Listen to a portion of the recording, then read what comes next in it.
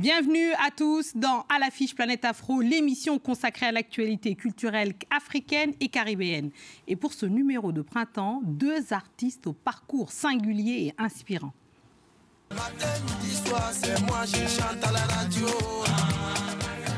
Premier invité est une légende vivante de la musique africaine, leader charismatique de Magic System. Assalfo a conquis le monde avec Premier Gaou et continue d'innover depuis plus de 20 ans.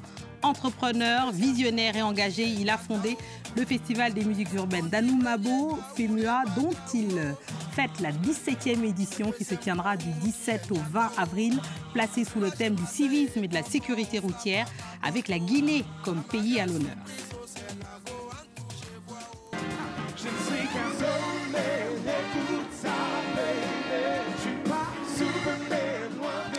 À ses côtés, un artiste à la voix en or qui a révolutionné la soul française. 10 ans après avoir conquis le public avec son tube Soul Man, Ben l'Oncle Soul continue de nous enchanter avec sa musique authentique et vibrante. Avec son nouvel album Sad Generation, il nous offre un projet toujours plus groove et soul. Assalfo, Ben l'Oncle Soul, merci d'être avec nous. C'est un immense honneur et un plaisir de vous avoir tous les deux. C'est toujours un plaisir. Alors, c'est vraiment, oui, c'est vrai, c'est toujours un plaisir de vous recevoir. Ouais. Vos musiques ont vraiment rythmé nos vies et continuent d'ailleurs de nous faire vibrer. Assalfo, du quartier d'Anoumabo aux plus grandes scènes du monde, votre parcours avec Magic System est tout simplement extraordinaire. Merci. Premier Gaou est devenu un hymne qui a transcendé les frontières. Comment expliquez-vous cette longévité qui est continuée d'innover au bout de 20 ans? Oui. Et qu'est-ce qui vous motive, Assalfo? Ben, écoutez, c'est déjà un état d'esprit qui nous amène à toujours vouloir bien faire pour donner du sourire et puis à travers notre musique transmettre des messages, transmettre des valeurs.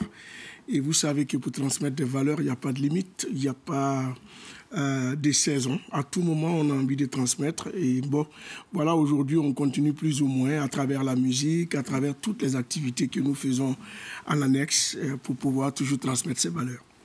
Ben l'Oncle Soul, j'ai encore en tête la première fois où j'ai entendu Soul Man en 2010. C'était une révélation. J'adore la soul américaine en général.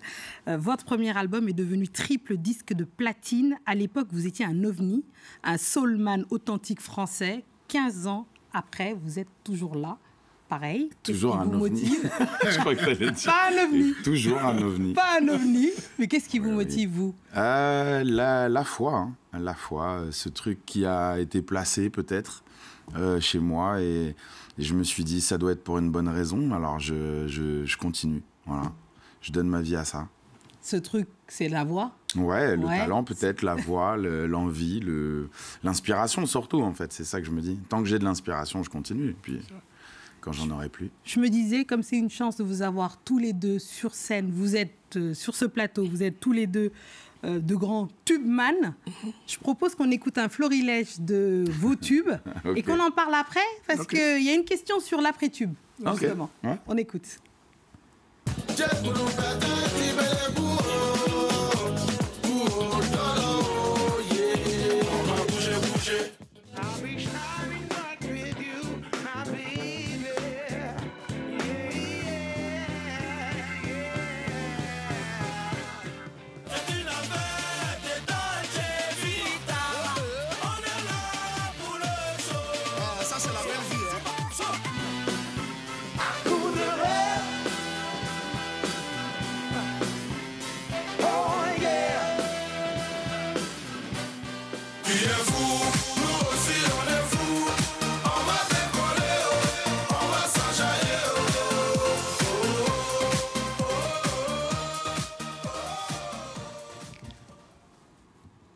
Petit florilège sur ce plateau très inattendu, évidemment, entre Assalfo, Magic System et Ben l'Oncle Soul. Vos carrières sont émaillées de tubes. Les artistes ont souvent, parfois, du mal à gérer l'après-tube. Oui. En disant il faut toujours rechercher un autre tube pour remplacer celui d'avant. Oui. Comment vous gérez ça? Mais moi, je me dis que la musique, c'est... Déjà, chanter, c'est une œuvre d'esprit. Donc, c'est des choses qu'on ne force pas. On ne reste pas forcément focus sur le succès, mais on est plus concentré sur ce qu'on peut faire de mieux pour satisfaire ceux qui nous écoutent. Donc en le faisant, on le fait dans un esprit ouvert, dans un esprit dégagé, sans se mettre la pression. Et quand ça sort, c'est au public de juger. Et heureusement pour nous, chaque fois que c'est sorti, le public a trouvé son compte. Et ça répond aussi à nos attentes, parce que quand le public aime, c'est que nous, on est content du travail que nous avons fait. Et ce qui fait que c'est de l'adrénaline chaque fois que le public devait découvrir un nouveau son. Voilà. Au lieu de la pression. Voilà. Ben, vous, comment vous avez vécu ça? Le tube. Oui, le tube, l'après-tube, la pression pour toujours en faire, peut-être s'éloigner un peu de son identité. Moi, j'ai une approche un peu différente, c'est que je me dis, ce qui est fait n'est plus à faire. Voilà. Et je me dis, tiens, j'ai eu cette chance une fois, ça n'arrivera sans doute pas une deuxième. Je vais faire autre chose. Et on verra. Voilà, c'est...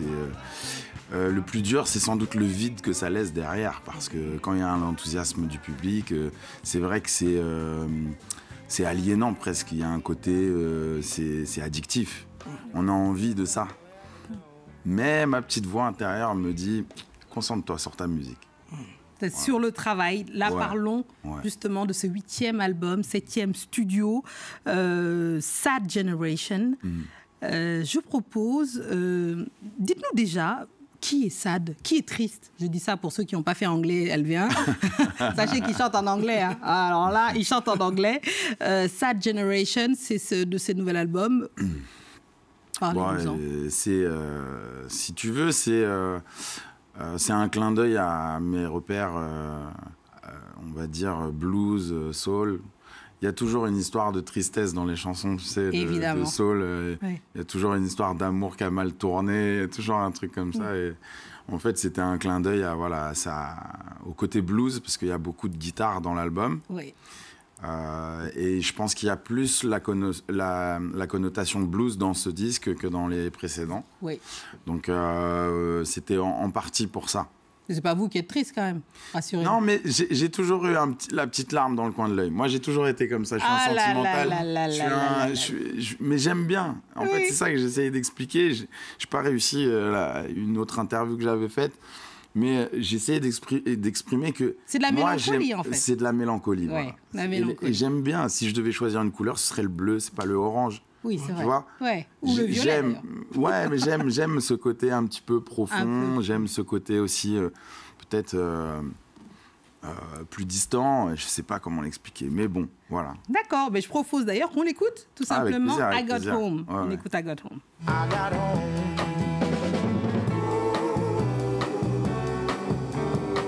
And everything feels all right.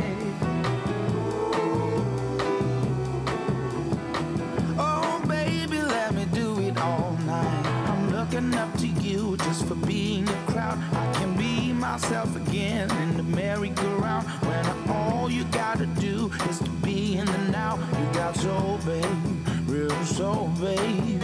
Got Home, vraiment nouvel album Sad Generation de Ben l'Oncle Soul. Moi j'ai dansé là-dessus, j'ai écouté, je me suis laissé groover sans nostalgie avec tout cet album tout le week-end, vraiment, j'adore. C'est joyeux.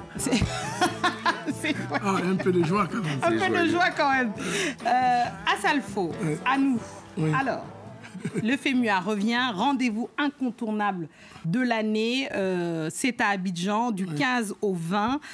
Cette année, civisme et sécurité routière. Il faut expliquer que chaque année, il y a une thématique particulière qui est attachée au FEMUA. Oui. Pourquoi cette thématique cette année ? Mais cette thématique, parce qu'elle nous interpelle. La sécurité routière, ce n'est pas seulement en Côte d'Ivoire. Et même dans toute l'Afrique, elle nous interpelle. Quand on voit les chiffres qui sont donnés, en 2012, on nous dit qu'il y a 1200 tués sur les routes.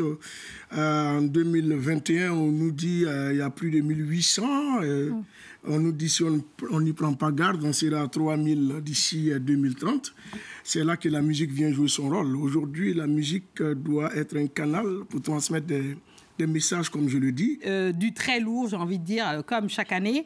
Angélique Kidjo, Caris, José, ça va être encore énorme. Énorme, parce que c'est une programmation sur-régionale, internationale, parce que toutes les générations y sont représentées, tous les styles musicaux y sont représentés. Et puis voilà, c'est permettre à toute l'Afrique de s'exprimer à travers aussi des artistes de sa diaspora comme Caris. Puis la bénédiction d'Angélique Kidjo, qui est une école musicale. Et puis toutes ces générations, cette nouvelle génération, José, Imra, Lil Benjirac.